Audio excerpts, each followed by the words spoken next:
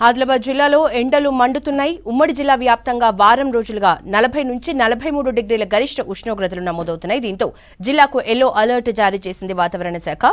ఉత్తరాది నుంచి వడగాలులు వీస్తుండటంతో ప్రజలు అవసరమైతేనే బయటకు రావాలని సూచిస్తున్నారు. ఆదిలాబాద్లో ఎండల తీవ్రతపై మరింత సమాచారం దేవిదాస్ అందిస్తారు. ఆదిలాబాద్ జిల్లాలో రికార్డు స్థాయిలో ఉష్ణోగ్రతలు నమోదవుతున్నాయి. ఆదిలాబాద్ జిల్లా వ్యాప్తంగా ఎండలు పెరుగుతుండటంతో వాతావరణ శాఖ ఎల్లో అలర్ట్ ప్రకటించింది.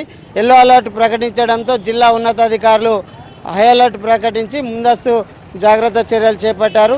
ఆదిలాబాద్ జిల్లాలో గత వారం రోజులుగా 40 నుంచి 42 డిగ్రీల గరిష్ట ఉష్ణోగ్రతలు నమోదవుతున్నాయి. ప్రస్తుతం మనం ఇచ్చోడ మండల కేంద్రంలో ఉన్నాము. ఇక్కడ చూడొచ్చు ఎండలు మండిపోతున్న పరిస్థితి అయితే కనిపిస్తుంది. ఇక్కడ రోడ్లన్నీ కొద్దిగా నిర్మానుష్యంగా మారాయి. ఇది ఆదిలాబాద్ నుంచి నిర్మల్ వెళ్ళే ప్రధాన రహదారి. ఇక్కడ ఎప్పుడు విపరీతమైన రద్దీ ఉంటుంది, కానీ ఎండల పరిస్థితితో కొద్దిగా రద్దీ తక్కువ ఉందనే చెప్పవచ్చు.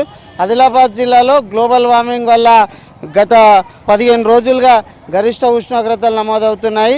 ఈ వాయు కాలుష్యంతోనే ఉష్ణోగ్రతలు పెరుగుతున్నాయని వాతావరణ శాఖ నిపుణులు చెప్తున్నారు. గత 12 ఏళ్ల కాలంలో ఈసారి సమ్మర్ ఆరంభంలోనే రికార్డు స్థాయిలో ఉష్ణోగ్రతలు నమోదయ్యాయి. ఆదిలాబాద్ జిల్లాలో ఎండల గురించి ఇక్కడ స్థానికులు కొంతమంది ఉన్నారు, వారిని అడిగి తెలుసుకుందాం. సార్ చెప్పండి, ఎండలు ఎట్లా ఉన్నాయి ఆదిలాబాద్ జిల్లాలో? విపరీతంగా ఎండలు మండుతున్నాయి. ఇది ఏప్రిల్ 1 ఇప్పుడే ఎండలు అతిగా ఎండల వల్ల వడదెబ్బ గురయ్యే ప్రమాదం ఉంది. కాబట్టి ప్రజలు కూడా విద్యార్థులు, ముఖ్యంగా విద్యార్థులు వాళ్ళు తగు జాగ్రత్తలు తీసుకొని అంబలి తాగడము, లేకుంటే నీళ్ళు ఎక్కువ తాగడము, మళ్ళీ తగు ముందు జాగ్రత్తలు తీసుకుంటే వాళ్ళు ఎండాకాలం మొత్తం గడిచేదాకా సేఫ్గా ఉంటారు. మరి ఎండలో తిరగకుండా ఆటలైనా సాయంత్రం కానీ మార్నింగ్ కానీ ఆడాల.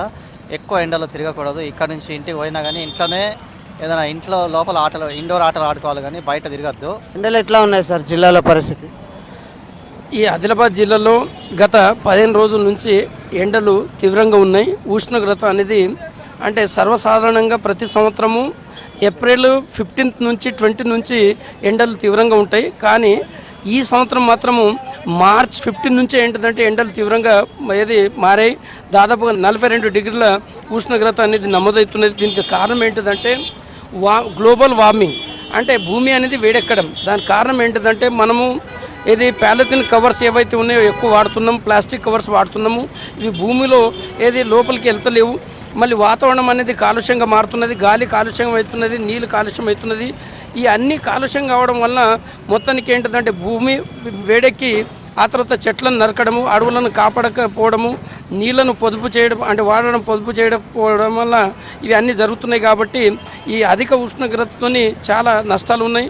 ముఖ్యంగా విద్యార్థుల యొక్క తల్లిదండ్రులు కావచ్చు, పోషకులు కావచ్చు, వ్యవసాయ కూలీలు కావచ్చు, వ్యాపారస్తులు కావచ్చు, సామాన్య ప్రజలు కావచ్చు, వాళ్ళు ఎప్పుడైతే బయటకు వస్తారో వచ్చేటప్పుడు ఏంటిదంటే క్యాప్ ధరించాలా, లేక గొడుగు ధరించాలా, లేక ఏదైనా కర్చీప్ ఉంటే కట్టుకోవాలా.